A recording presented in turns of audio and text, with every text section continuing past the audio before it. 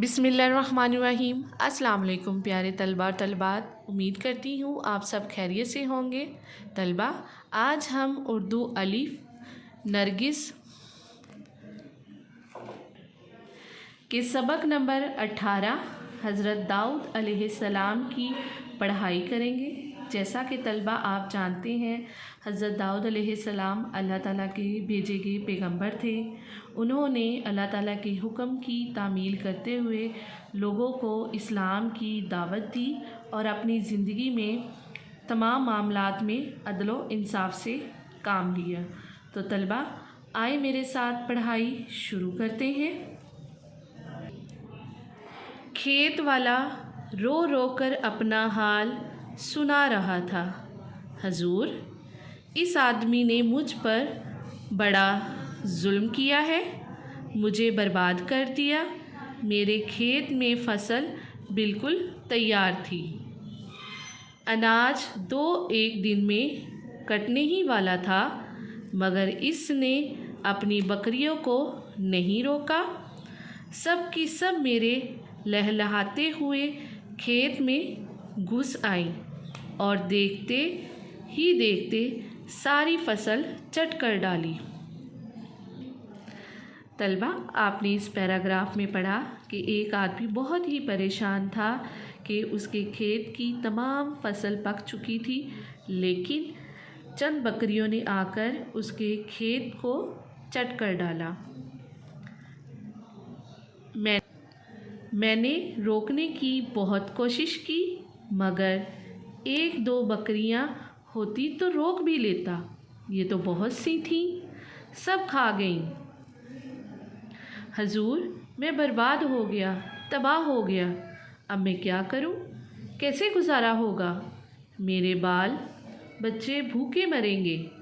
हजूर, इंसाफ कीजिए, मेरे हाल पर रहम कीजिए। अल्लाह ताला ने आपको बादशाह बनाया है, मेरी मदद कीजिए।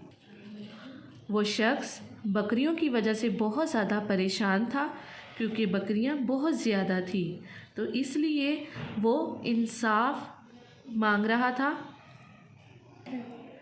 कि मेरी मदद करें। बादशाह ने दूसरे आदमी को आगे बढ़ने का इशारा किया।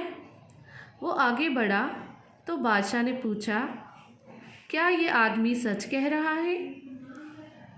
जी हाँ हजूर।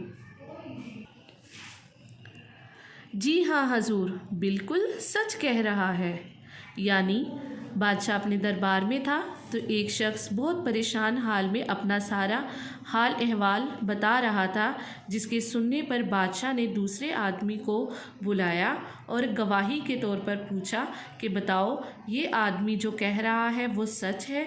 जिसके जवाब में दूसरे आदमी ने बताया कि ये शख्स बिल्कुल परेशान है और सच बोल रहा है। तुमने अपनी बकरियों को क्यों नहीं रोका? मैंने रोका था, मगर गल्ला बड़ा था, इसलिए रोक नहीं सका। तुम मानते हो कि सारा नुकसान तुम्हारी बकरियों की वजह से हुआ? जी हाँ, मानता हूँ। तो तलबा, आपने इस पैराग्राफ में पढ़ा और जाना कि जिस शख्स की बकरियां थीं उसने अपनी गलती तस्लीम की और बादशाह के सामने सच बताया। चेक करूं? इसकी देखिए।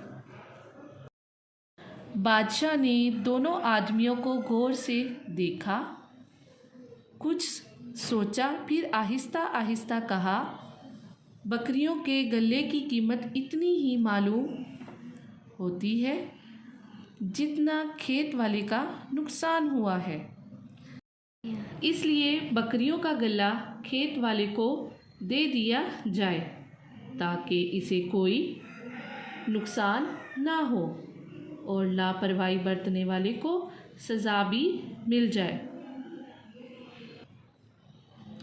तो तलबा, आपने इस पैराग्राफ में पढ़ा कि किस तरह बादशाह ने इंसाफ किया और कहा कि बकरियों के गले की कीमत इतनी ही मालूम होती है जितना खेत वाले का नुकसान हुआ है।